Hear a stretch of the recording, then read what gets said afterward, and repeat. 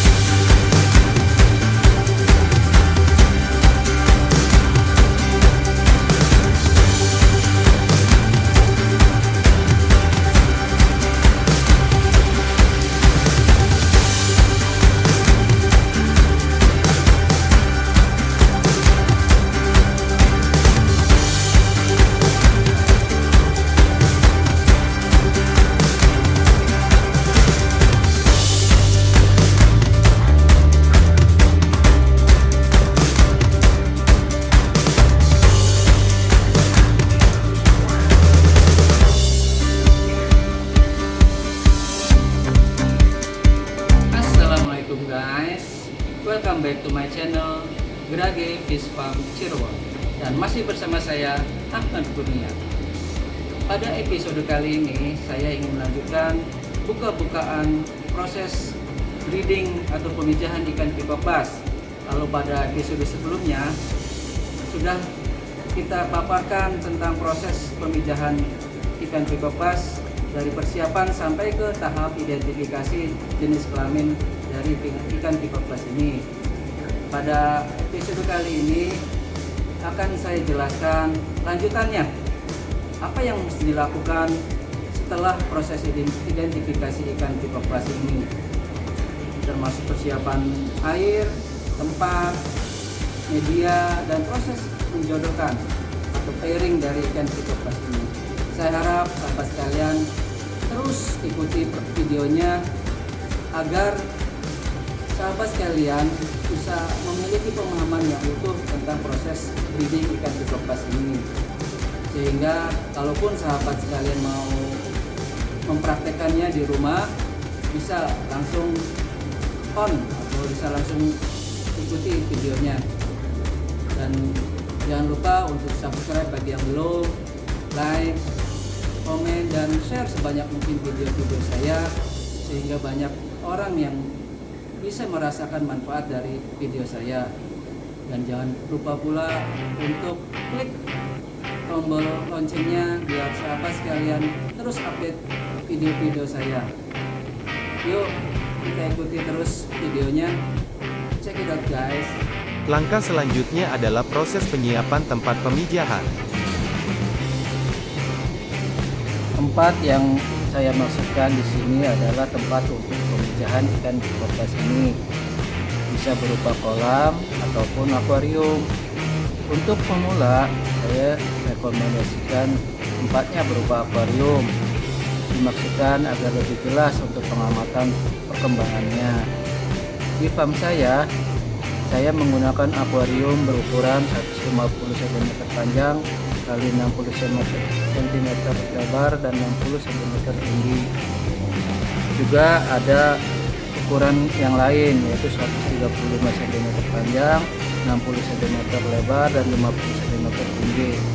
Bahkan di tempat lain ada juga yang menggunakan akuarium dengan ukuran lebih kecil yaitu 100 cm panjang, 50 cm lebar dan 50 cm tinggi. Tentunya disesuaikan dengan ukuran indukan ikannya. Semakin besar ukuran ikan, semakin besar pula akuarium Setelah akuarium siap, isilah akuarium tersebut dengan air setinggi 30-35 cm dan diamkan selama 1-3 hari, tergantung kualitas air yang kita gunakan. Kalau kualitas air yang kita gunakan bagus, kita hanya butuh waktu 1-2 hari untuk mengendapkan airnya. Tetapi kalau air yang kita gunakan adalah air pump dengan kandungan kaporit yang tinggi, tentunya bisa lebih lama lagi sampai kandungan kaporitnya hilang. Sebaiknya kita memiliki tempat tampungan air untuk persiapan agar ketika dibutuhkan air sudah siap pakai, tidak perlu menunggu lama lagi. Dan jangan lupa untuk menambahkan aerator di tempat atau akuarium feeding yang kita gunakan agar airnya kaya akan oksigen, sebagai syarat agar ikan tetap sehat dan nyaman.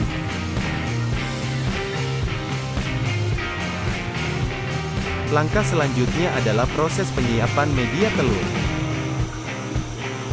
Perlu sahabat sekalian ketahui bahwa ikan pipa pas termasuk golongan ikan yang melakukan pembuahan di luar perut ikan tersebut.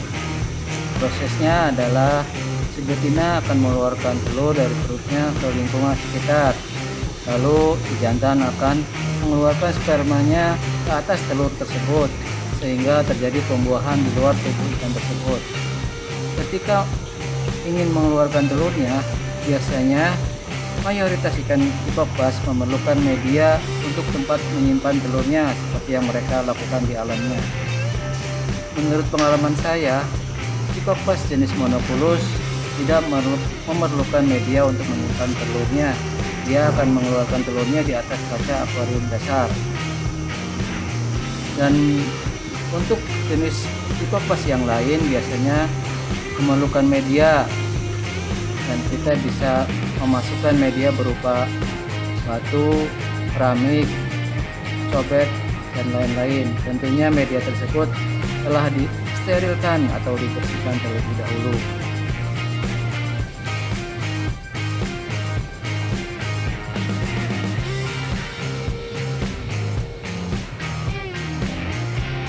Langkah selanjutnya adalah proses pairing, yaitu menjodohkan ikan. Setelah kita pilih indukan yang siap juga dan kita identifikasi jenis kelaminnya, selanjutnya kita jodohkan keduanya dengan cara menempatkan mereka berdua di tempat terpisah. Bila mereka berdua sebelumnya saling kenal karena dari tempat yang sama atau satu koloni, maka mereka bisa langsung disatukan tanpa sekat. Tapi kalau mereka belum saling kenal karena dari tempat yang berbeda, maka di tempat atau tank penjodohannya kita beri sekat untuk menghindari mereka berkelahi satu sama lain. Gunakan sekat kaca biar mereka masih bisa melihat satu sama lain agar mereka bisa saling mengenal dan semakin akrab. Setelah sekitar 2-3 hari, segera buka sekat kaca tersebut sambil kita amati keduanya apakah semakin akrab atau masih berkelahi hebat. Kalau mereka masih berkelahi hebat sampai melukai satu sama lain, pasang kembali sekat kacanya dan ulangi proses perkenalan mereka agak lebih lama lagi, yaitu sekitar 3-5 hari.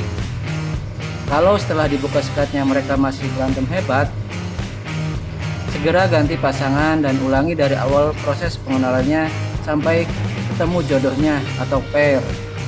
Kalau sudah pair, maka bisa lanjutkan proses ke berikutnya.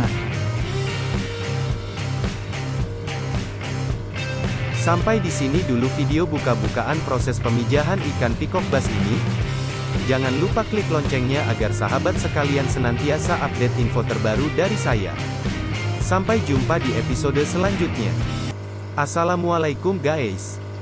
0852 9587 8817. Dengan senang hati, kami akan menjawabnya. Ayo dukung terus channel YouTube Grage Fish Farm Cirebon dengan cara klik like, share, subscribe, tekan loncengnya biar gak ketinggalan informasi terbaru dari kami.